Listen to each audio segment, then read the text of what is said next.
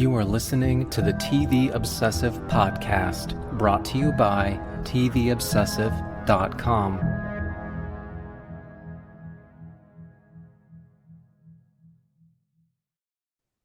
Hello, welcome back to the TV Obsessive Podcast. This is episode 123. My name is Ryan Kirksey, writer and contributor for TVObsessive.com, and once again joined by Cameron Crane. We made it to October. How you doing in Indeed. October? Any specific spooky season TV, or is it just status quo for you right now? There's got to be some spooky season TV coming out, right? I know that the It show is not until towards the end of the month. Yeah, Double that one is check. what I'm pointed to. I think I'll just tell you here that I've decided I want to write about that. So that's what my October pointed to, especially since we don't get Stranger Things until Thanksgiving. Yeah, no, that's not until Thanksgiving. I'm sure there's some other stuff I'm just not thinking of right now.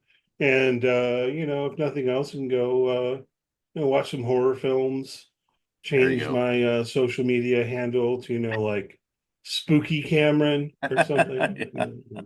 I probably won't even do that, honestly. Um, but yeah, somehow already October. We're going to start talking today about Task. We're kind of picking up in the middle. We've been covering Alien Earth. Well, we've both been watching Task and decided, hey, let's talk about this show a bit for the next few weeks as it wraps up. We'll see what we do directly after that, and then we are planning to pick up on Pluribus in November, just to let Yes. people know. I think that's a pretty firm plan. Looking forward to that one, new Vince Gilligan show. So Yeah, and I tread lightly out there. There is a log line that has appeared. I've noticed it on Wikipedia and other places that if you're wanting to not know anything, oh, really? just don't go searching for this show. I'm kind of disappointed I saw this thing. It's not spoilery, but it Yeah, does sort of give a sense of what's happening, and I love this mystery of not knowing. So if you're just be careful out there if you're wanting to go into it clean. I noticed. I think Pete Peppers has a video up that's like 18 minutes long. So don't watch that for sure if you No. don't want to know anything. I haven't watched it. I do sometimes watch Pete Peppers and stuff. I don't know if you do. He seems to have similar tastes. Yeah, yeah. He does videos on Severance and Silo, and I first discovered him when he was doing videos on Twin Peaks: The Return, and he's branched out a bit. He was pretty good stuff. Anyhow, what are you watching this week, Ryan? Yeah, well, my let's see, on Sunday afternoon, my son came up to me and said, "Can we watch Marvel Zombies?" So I said, "Yes, let's do it." So I said, "Let's check out one, see if we like it." This was a 4 episode miniseries. We watched all 4 straight through in one sitting. And Well, I mean, half-hour long episodes, so probably. I yeah, mean, they're so it's like 30, two 31 hours. minutes each. So Yeah. it wasn't a heavy lift, but it reminded me, and I remember having this thought back a couple years ago when they did the Werewolf by Night sort of one shot special. This is the kind of things they need to be doing with Marvel Studios television. If you knew all the background going into this show, would it have been enriched? Yeah, there would have been some things that enriched it, but you didn't need it at all. It was just a story, stood by itself. It was interesting, voiced by by actors you know, some new characters. Interesting takes, good animation, ended well. So this is what the type of stuff they need to be doing. Give your audience some things that are entertaining, don't require hours upon hours of homework to get ready for, one movie every 2 years now. Well, yeah, sounds like a good time. As you know, and regular listeners know, I tend to not watch the Marvel stuff, but we don't need to go down that path again. Maybe I'll check this one out. Just, I don't know. I am sort of curious about zombie Marvel, I Yeah. guess. It does I think lean more towards if they were to so the background of this is they were going to do a movie, an animated movie, Marvel Zombies, but with their arrangements with Sony, they couldn't have Spider-Man in it if it was a movie. They can only Mhm. have Spider-Man in TV shows. So they broke it up, made it 4-part television series. If this were to have been a movie, even being animated, it would probably lean more towards R than PG-13. So that was kind of a new wrinkle in the whole Marvel thing, but it was that made it I think have some very entertaining parts. Interesting. Yeah, I mean, I guess maybe we can get away with a little bit more violence when it's animated. Yeah, that's right. Um, so I checked out The Floor. We were talking about that last week, and Hmm. the conceit of the statehood thing that you mentioned. Yes. It is two people per state. I don't Two know if you people per. watched it. Okay. And we already in the first episode had two people from the same state going head to head and saying things like, "I thought you said we were going to stick together, man." I don't know. I don't know that I care that much about that aspect of it. It just Yeah. feels it's a little gimmicky, but I like the floor, and for the most part, yeah. I mean, like the categories are not all related to the states. It feels relatively normal, or like it has past Yeah. seasons. There is a one more wrinkle they've thrown in terms of gameplay, which hasn't actually like happened yet, but is might be sort of interesting down the line. So yeah, check that out. And then the other thing, which talked about a little bit on here. I don't know if you had a chance to watch it. The Lowdown. You have a chance to check this one out? Yeah, I haven't seen it yet. I'm gonna try to. I think after task, I'm gonna binge this thing. So, what are your initial thoughts? It's good. Yeah. Ethan Hawke plays a journalist basically in Oklahoma. I do think as I was watching it, I'm not ruling myself out of this category either. I did start thinking as I started watching it, I was like, oh, no wonder all the critics love this show. It's about like a heroic journalist. Oh, there you go. You Okay. know what I mean? So it's like, I'm not ruling myself out either, as I say. It's like you watch it, you're like, yeah, truth to power, man. So at least close enough to that bullseye target audience, I think. But the cast is really good. Kyle MacLachlan's in it. He wasn't in the first episodes too much, but hopefully he'll be in it a bit more down the line. There's a mystery premise, Mm, but then also there's maybe more than one mystery premise. There's like a direct kind of mystery premise, and then there's a background, more historical kind of mystery premise about okay. whatever this powerful family and their history and corruption, and but also current corruption. And so like what are they trying to hide now that came from the past perhaps, but Yeah. then also the stuff that's going on now. Yeah, I really enjoyed it. It premiered with two episodes last week, and then I think episode 3 aired on FX last night, so it'll show up, or has probably shown up already, on Hulu today. So Got yeah, it. I'll keep Yeah, up with I'm this I'm one as definitely well. gonna do this one. I think in the near future. Enough people, and I certainly respect your opinion on it. So yeah, this is gonna get I think to the top of the list after task is over for me.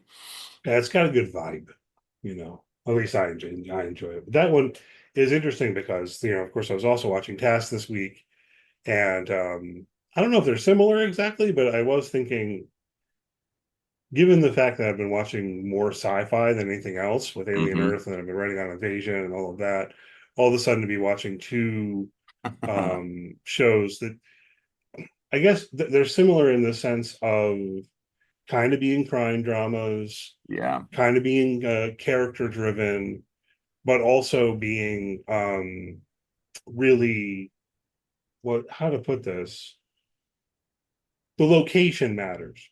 You know what I mean Oh, there? I see. Okay. Like it's almost in Task, it's almost like, well, yeah, Pennsylvania is a Yes. character or something. You know what I mean?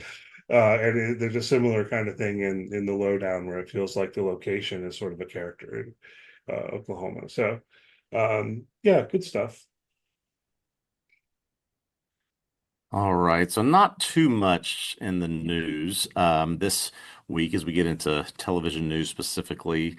Maybe we could dive into just try to close a little bit more of the circle on Kimmel. I saw a couple of posts on social media this week that were, what's one way to get huge ratings? Have Trump go all in on you and tell you how terrible you are, and that certainly is what happened with Kimmel this week. Yeah, apparently his first night back, I did think it was kind of funny reading this article. Apparently it was his second highest ratings ever. So still not the highest ever, but the second Yeah. highest ever. I guess the highest ever was like after he hosted the Oscars, maybe the first time. Oh, and they like Um, do a lead in straight from the show. You probably got some big bump or something. yeah, I don't remember the details on that, but yeah, I mean it was up there. I recall having read that his normal ratings were around 2 million, and well, with this one they were saying like 6 point something million, and Yes. I think that's just Yes. linear viewers. So yeah. And the other thing to close the circle on that story, we were talking about it last week. It was still the case that the local affiliate stations weren't carrying it, or some of them, right? Because Sinclair and Nexstar, these companies were still preempting it. That ended also. They came around to say, okay, we're going to air Kimmel again. So I also saw something. I think it was from Marissa Cabas, who writes. She's an independent journalist who says the Handbasket. I'll shout that out. She reported, I think that it was something like 1.7 million people canceled Oh their boy. like Hulu Disney Plus things Wow, that that's a huge week, number. like over that like 4 day period. Yeah, Yeah. it's a pretty big number. It's like Wow. you have to see these things and where so oh you just see someone on social media saying, oh well, I'm mad at this company, I'm going to cancel my subscription, and it often feels like it doesn't have any effect whatsoever. It's like, okay, well, if you need to do that to have a clear conscience, go ahead. But this actually did rise to the level of more like a boycott action that seems to have had an effect. I mean, I Yeah. presume Yeah. 1.7 they million times $15 each. That'll be a hit. yeah, they're bringing Camel back for the money. It's not for like Yeah. principled reasons. I just say Yeah. like, oh, There's then I all think they're also raising their rates. Yeah, they were. That's exactly right. And I think Kimmel is in Brooklyn this week doing shows. He sat down and went on. I think he and Colbert did a interview swap. They went on each other's shows. Kimmel, I saw this on YouTube. Had a very interesting story to tell on Colbert about how he found out where he was when he found out. He had to like go into a bathroom because where he was there was no privacy, and so he found out like that he was being taken off the air while he was sitting on the toilet or something. It's a funny interview. So if anybody's interested in the details of that, can go check it out. Well, yeah, I meant to check that out. I haven't seen that one, but so we got Kimball back. I mean, it's just, I don't know. It's so funny because it makes so much sense to me that the ratings spiked like that because I don't watch Kimmel regularly. Yeah, Sometimes yeah, I'll watch a clip here or there. He's fine. You know yeah. what I mean? But after this happened and then he was back on the air, I was like, oh yeah, I tuned in. You know, Absolutely, absolutely. so it makes sense. So, we'll see if there are more scandals along these lines or what. As you mentioned, we don't have a lot of news this week for whatever reason.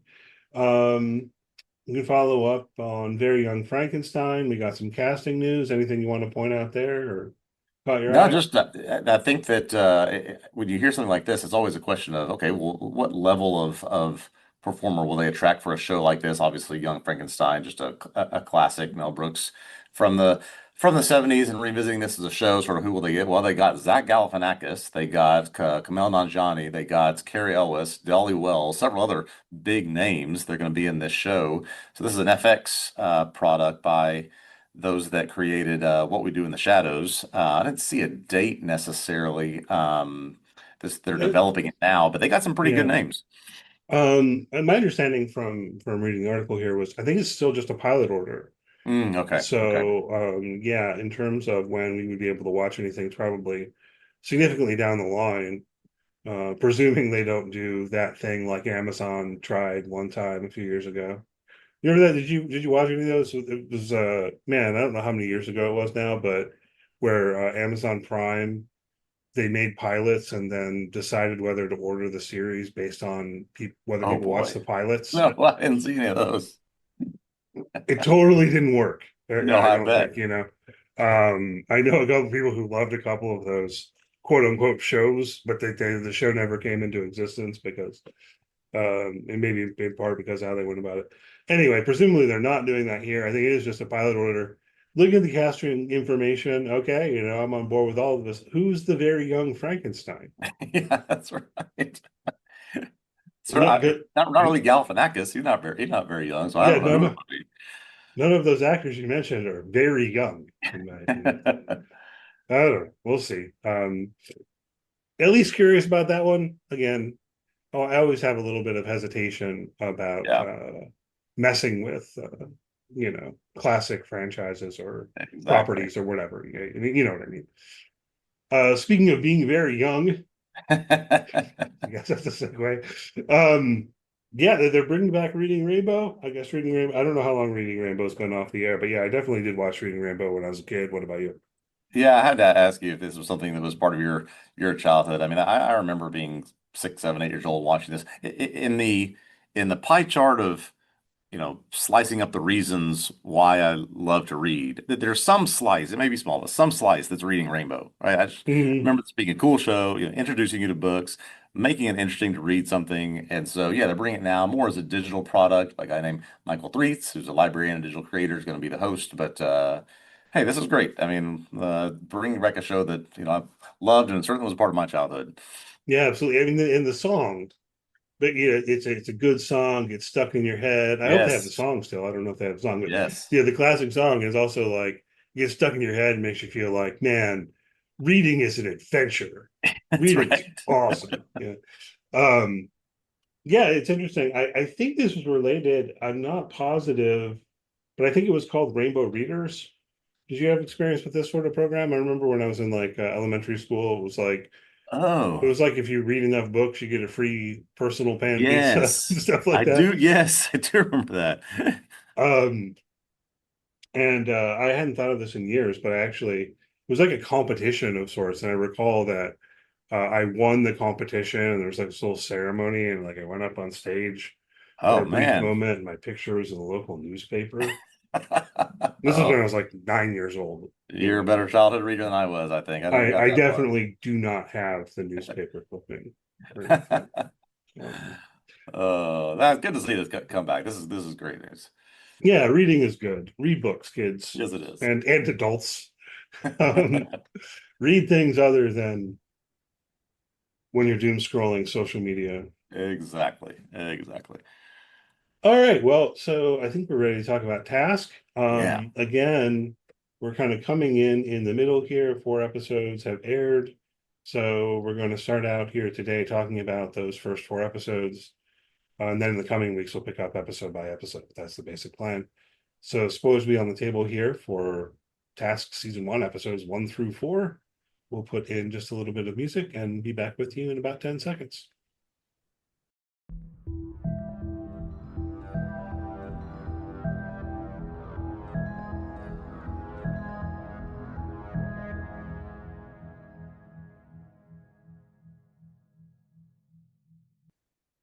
Okay, we're back to talk about Task, Season 1, Episodes 1 through 4. The show is on HBO. This series created and written by Brad Inglesby. Episodes 1 and 2 directed by Jeremiah Zagar, and episodes 3 and 4 by Sally Richardson Whitfield.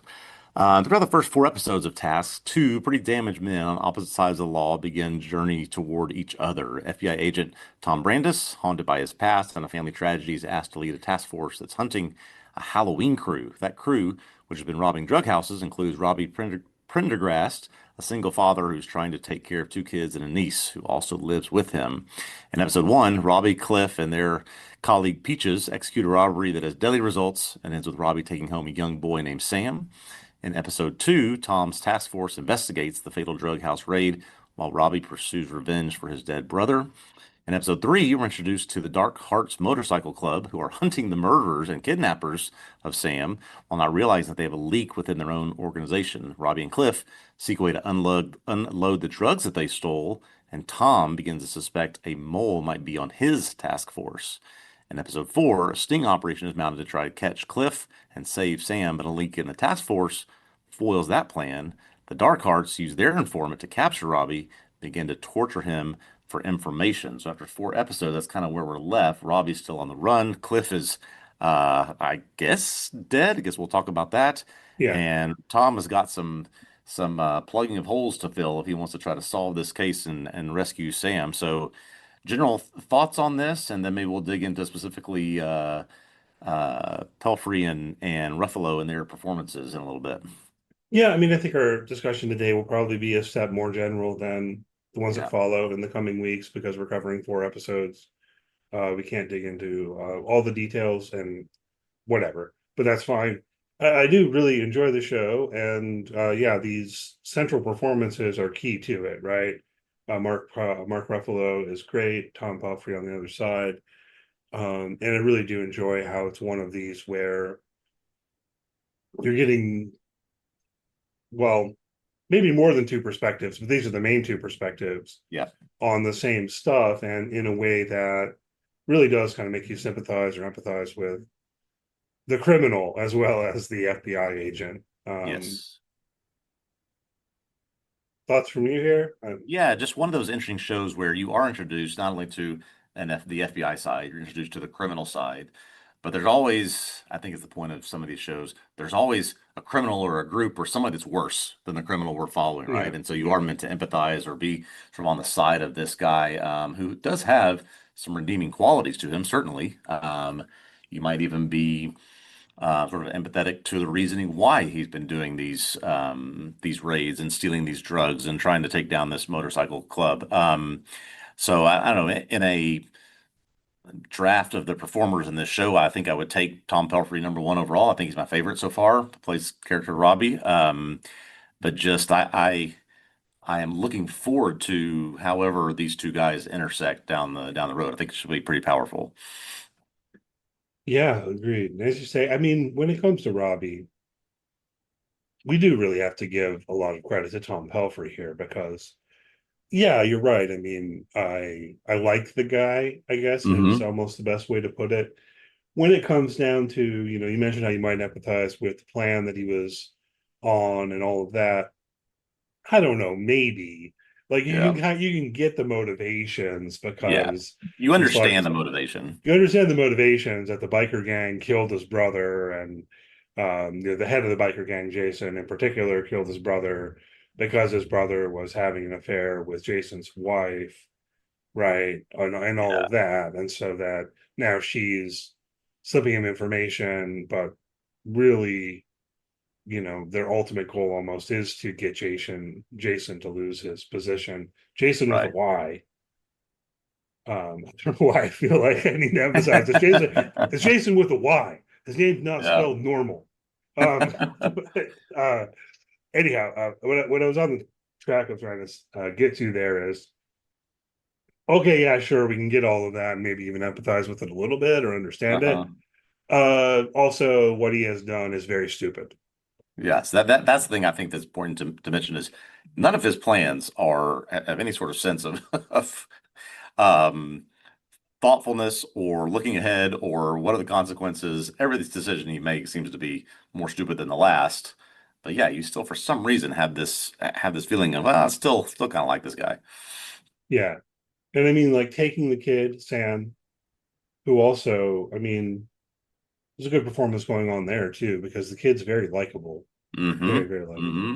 But I mean, that's real stupid. There was that brief moment when at the end of episode 1 where I had Breaking Bad flashbacks. Um, but it doesn't go that way here. We've got Yes. you know, that wrinkle, and I was thinking about it as watching episode 4, and so on.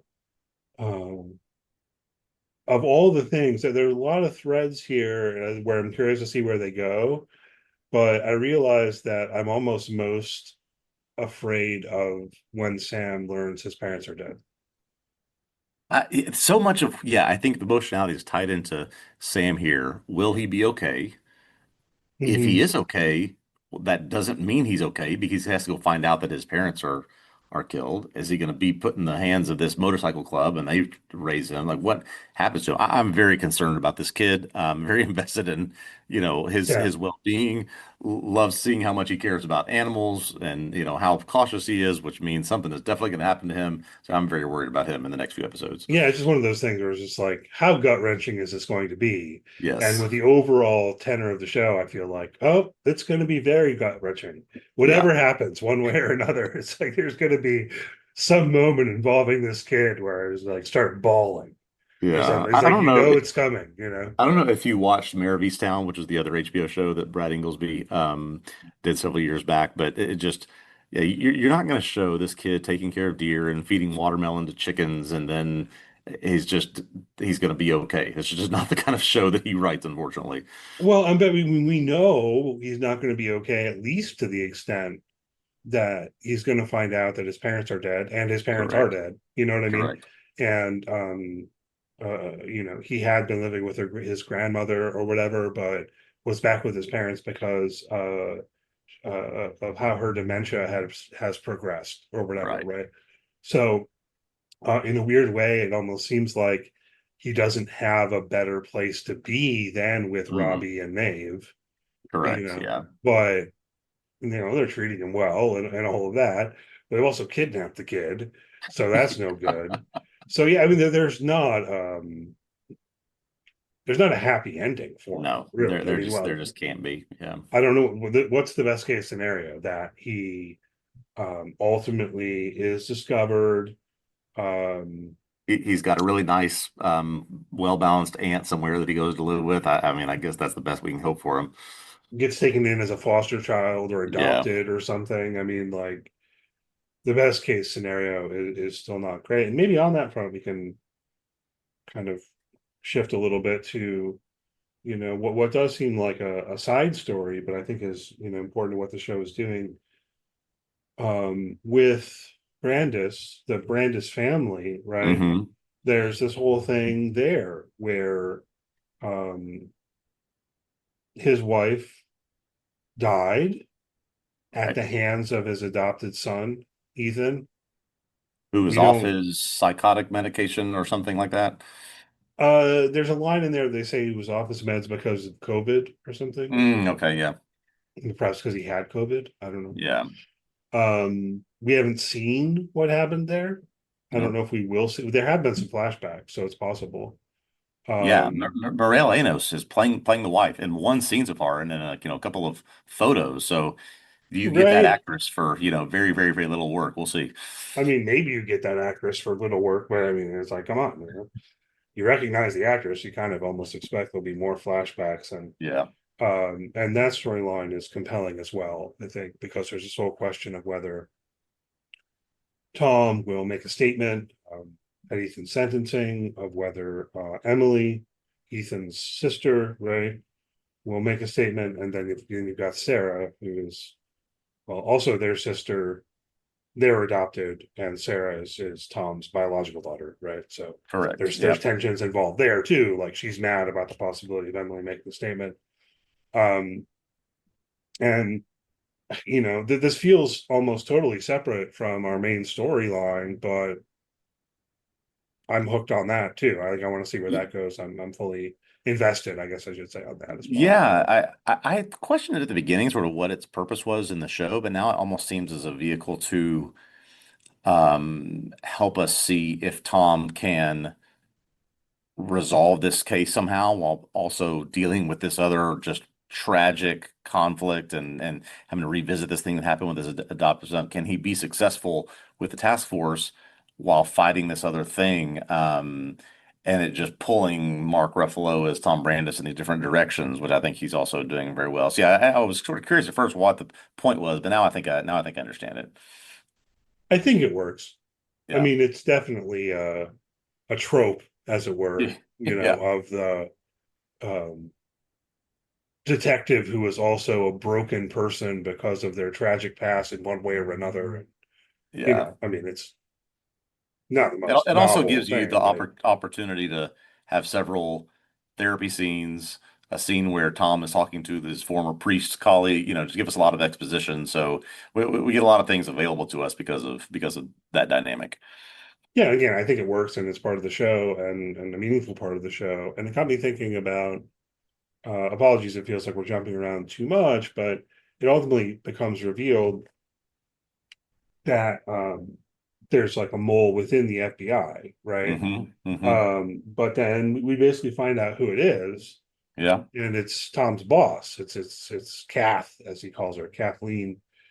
Um, so I wonder if you have any thoughts about this. I was kind of pondering a little bit as a question, that okay, so she is to whatever degree in cahoots with Dark Hearts. Hmm. Hey, all right, I can buy that. That's not a problem, right? Whatever the background story is of that, or she's perfectly happy to like let them take care of their own business in their own brutal ways, whatever. Right. But then I also got thinking about, like, but she's the one who set up this task force. Okay. I know where you're headed and I like it. Okay. Um, Well, I mean, I virtually got there. I mean, it is the case the task force is investigating the robberies of the Dark Hearts houses. So that kind of makes sense, but at the same time, you would think that the biker gang would just want to leave the feds out of it. Hmm. So let me just leave it there and throw it to you as a question. I think I've said enough. Yeah, I just think that Martha Plimpton, who plays Kathleen, is a mole, maybe not the only mole. That she's put somebody, she's going to get what, weekly briefings or something from Tom, but she's put somebody on the task force who is sympathetic to what she wants. And why is that? Who knows? Does she owe the Dark Heart something? Or is they holding something against her? We really have no idea at this point, but I'm not convinced that she's the only person that's working against Tom at this point. Yeah, interesting. I'm not either. Um, any thoughts just though about why she set up the task force? Because one thing I guess what put me on this path a little bit was one thought that occurred to me was, well, okay, maybe it wasn't her choice at all to set up the task force, but she made Tom head it because he's broken, like He's a broken um drunk who's not going to ever figure it out. Yeah. yeah, like, or at least that's what she had in mind, you know. Yeah. Yeah. I do wonder, in that very first conversation they had together, was there something about she was getting pressure on this, or she was hearing that we needed to take care of it to sort of clear the decks of some things that were bad PR. I can't recall if she felt she was getting pressure, but yeah, why would she set it up if she had no interest in actually having the FBI solve it? Yeah, yeah, maybe we should revisit that scene a little bit, now that we know that. I mean, it's pretty clear. I don't know for sure who she calls, but I think she called Jason. I think that's how you Yeah. put it together, right? Somebody high up in the dark arts. Yeah. Saying, "Oh, we might have a problem."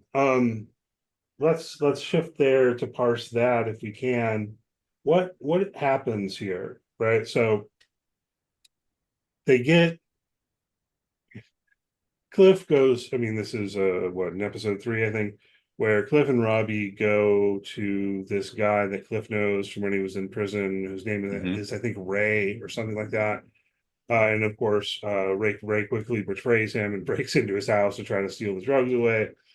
But then the upshot of all of this is that the FBI is going to set up the sting operation to meet in the Yes. park, um, and pretend to be the drug dealer who's going to buy the drugs, and so on, right? Um, None of this goes to plan, of course, from the FBI's or from Tom's perspective, right? Right. They end up like pulling over just some random people in a car. Right. But then we see Cliff arriving to a different spot in order to meet, and then being run off the road by the Dark Hearts. Hmm. So all of that, what happened here, I guess, is my question. So Is it sufficiently clear? yeah, I've been thinking about this, and I think I might know what's going on here, but I can't say I'm entirely sure. So when they arrested Ray, they had him unlock his phone and text Cliff to say, meet in the park at 11. And we got a very clear shot of him texting him and getting the Philadelphia Flyers logo on his phone. Okay. Yeah. So now, presumably, Ray has gone off to prison for violating his parole. Tom, sort of double crossed him and said, you're going to jail, whatever. So the FBI has kept his phone. Yeah. Somehow, Kath has gotten the phone and given it to the Dark Hearts, because we see that same phone text Cliff saying, I'm here, but that here is a different location than it was before. So the Dark Hearts texted him at some point that we didn't see and say, we actually changed the meeting location to this spot. And then that's when they get him and run him off the road. And then they're going to get the Okay. phone back to Kath. That's my understanding of what's happened. I could certainly be wrong about that. Yeah, no, I think that must be right. That she gave them the phone Yeah, she knows about the to. sting. She knows about the phone. She knows about the dark arts. So she sort of has coordinated this to where Tom's thing is going to fail, and the dark arts are going to meet Cliff at a different location. Yeah, that makes sense. I was a little confused as I was watching it. Yeah, it was Um, when I saw the logo on the phone. That's what made me think about, well, there must be something there. Okay, that's Ray's phone. They've done something with that. yeah, you're right. I mean, even without that, I think you can make the inference, because you're right that they text him And so they must be texting him from the number he's been talking to in order for that to Yeah. work. Yeah. So yeah, it makes sense then that it must be the case, basically in the background. Kath has grabbed that phone and given it to the Dark Hearts. Yes. Yeah. That's my understanding. And then I don't know if they'll give it back or what. You know what I mean? Put it back in the evidence storage locker. Yeah. Is there much reason for Tom to come looking for that phone at this point? Maybe not, but that doesn't mean he won't do so. Yeah. Yeah. Following out that path, they don't find the drugs in the car, right? Right. Because Cliff and Robbie are at least quote unquote smart enough to where Cliff just had a sample Mm-hmm. and Robbie had the rest of them. And so Cliff Right. was going to do the meeting, show the sample, ball's going to plan, then Robbie would come with the rest of the drugs and they'd sell off all of them, which of course is what they want to do. Right. Which I mean, as an aside, also an interesting wrinkle of the show, right? If you are empathizing at all with Robbie and Cliff, you know, okay, they robbed this drug house. All right. They were looking for money. And then it is kind of an interesting oh no, to discover that you didn't get money, you got like a massive amount of 12 fentanyl, kilos I of think it fentanyl. is. Yeah. Right. Because you look at that, you're like, well, that could be a lot of money. Right. You know what I mean? Like, but it's also what is that? There's like an Alfred Hitchcock movie where it's like the whole movie centers around trying to dispose of a dead body. You know Oh, what I'm talking about? Did yes. you see that one? Gosh, I need to phone a friend of my wife. She's the Hitchcock expert. Yeah, me Gosh, I too. can't recall. I'd have to do a little research to remind myself of what that movie is. It's a good movie. It's sort of funny, really. But it kind of reminded me of that, you know. So what do we do with these Yeah, drugs? it's what I'm You doing. know? Yeah. Yeah, so But off the back of that failed sting operation and the Dark Hearts running Cliff off the road, my question was, okay, it looks like they're torturing him, trying to get information out of Cliff. So A, where's the drugs? B, where's Sam? And he mhm. won't tell them anything. And then Jason just saran wraps his head and kills him. Why? If he hasn't given up anything, they just think he's not going to give up information? Or has what Perry discovered in the scene before, has he passed that on to Jason? He's like, okay, I think I know what's going on here. I think I know who the other person is. We don't have to worry about Cliff anymore. We need to go after Robbie. Yeah, I don't know. I was on the path of trying to move us to this question, so good that we got there. It definitely does seem that he killed Cliff. Hmm. Like that's how it reads televisually. Correct. But you're right, I didn't not sure it entirely makes sense. When he first started saran wrapping his head, I thought that this was a torture trick, right? Hmm. So Hmm. in other Same. words, like we're gonna saran wrap your head, you're gonna suffocate for a bit, then we're gonna poke a hole, Correct.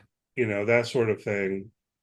But he doesn't, and instead Cliff just collapses and yeah, by like the rules of television, it feels like we saw him die.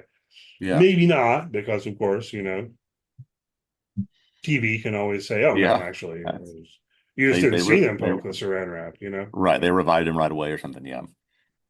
Um, and yeah, I mean, I don't know. I agree. On the one hand, it kind of doesn't make sense that they would kill him because we're thinking that he has information that they want, which at very least they want to know where the rest of the drugs are. Yep.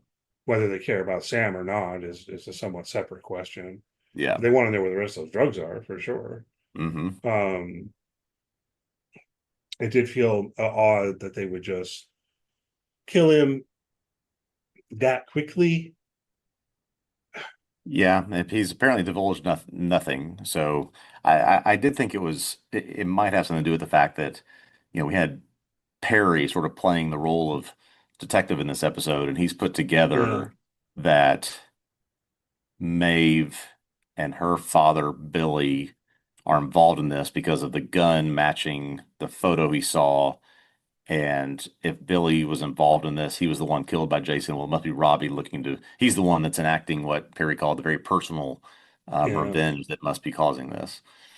Yeah, I mean that makes sense, I guess. And if you're thinking, well, this isn't our only lead, and you've become sufficiently convinced that Cliff isn't going to talk, Right. it just feels like maybe they didn't torture him long enough to come to that conclusion. I don't know. It's weird to Yeah. taking on the perspective of the bad guy, as it were. I mean, it's not the hugest, Yeah. but it is. I did also think, maybe this is one downside of being the kind of biker gang where Cliff knows that they're going to kill him anyway. Yeah. Yeah. It's just, yeah. He knows, yeah, the rules of this organization are he's not making out of that room. So why talk? Yeah, exactly. Right. And then maybe a little bit of a downside of having that ethos of the biker gang where, it's like, all right, well, this guy knows that even if he tells you what you want to know, you're still going to kill him. Exactly. So why Exactly. should he tell you anything? Right. And so maybe Jason knows that he knows, and that's been made sufficiently clear. And okay, they're not going to get anything out of him, and we're not going to sit here all night trying to torture this guy. We got to, just kill him and dispose of his body and move on with our lives. Yeah, exactly. I guess. I guess. Unless he's magically still alive next episode. It's possible, but yeah, I don't really see that foresee that with this show. Let's see what else we got here. You want to talk a little bit more about uh, the mole inside of Dark Hearts? Is her name Erin? Is that Yeah, her name is Erin. So this is the one who was sleeping with Billy, was, cheating on Jason, sleeping with Billy. They found out Jason killed Billy, and I guess Erin was torn up about that. So that's why she started feeding information to Robbie about, I guess, where to scope out things, where to find houses, where to find drugs and money, etc. So that's the clear mole on that side. And Perry has, I mean, for all intents and purposes, uncovered that. She just denied it, but I think he knows that she's doing this at this point. What do you think of in that scene when Perry says to her, if you want out, that's okay. I don't know if there's any getting out alive in this. Yeah. Yeah. That's what I meant, I guess. How do you read that? As he kind of says it as though he's saying, if you want to get away from Jason and take the kids with you, I'll help you do that. Yeah, But yeah, it feels almost like the implication is, if you want out, no problem killing you. yeah, yeah. We'll just put you out of misery. Yep. So he's good too. Yeah, all the performances in the show are very good. Uh let's see. So yeah, but I don't think you mentioned one aspect of that is it does seem like he's put together the thing with the gun, like because Cliff had that gun and that gun Correct. was Billy's gun, I guess. Yes, yes. That's how that goes That's together. he's matched it to the picture of Billy. That's how he's put it together. Yeah. Yeah. Um so does that go to the level of him having drawn the line to Robbie, you think? Well, that's a good question. We had this monologue from Robbie about the Dark Hearts showing up at the funeral, shaking Robbie's hand, telling him Yeah. how sorry they are. Robbie having to hold himself in to, keep him from attacking them at the funeral. So they know that he's angry about that. Um, and I guess he's just making a correct assumption that he would, or maybe he's making a correct assumption that he would, want revenge for that. And if Aaron is the mole, then there's a, clear connection there. So I think he's putting it together if he hasn't already. Yeah, I think probably. I mean, he seems sufficiently smart to make that inference. Yeah, I don't know. I guess my hesitation is just also thinking there are what, three more episodes of this show? that's It right. seems like the walls are getting pretty closed in, if that's already the case, that Yeah. um the Dark Hearts have figured out that Robbie's involved. So we'll see. Let's talk about Maeve a little bit more. Hmm. Robbie and Cliff have the plan in this episode, maybe goes back a little bit before that. What they wanted to do was sell the drugs and then escape to Canada, right? So, one, Maeve says, I'm not doing that, and your kids aren't doing that either. And she also says, look, if you don't turn Sam in by the morning, I'm going to do that.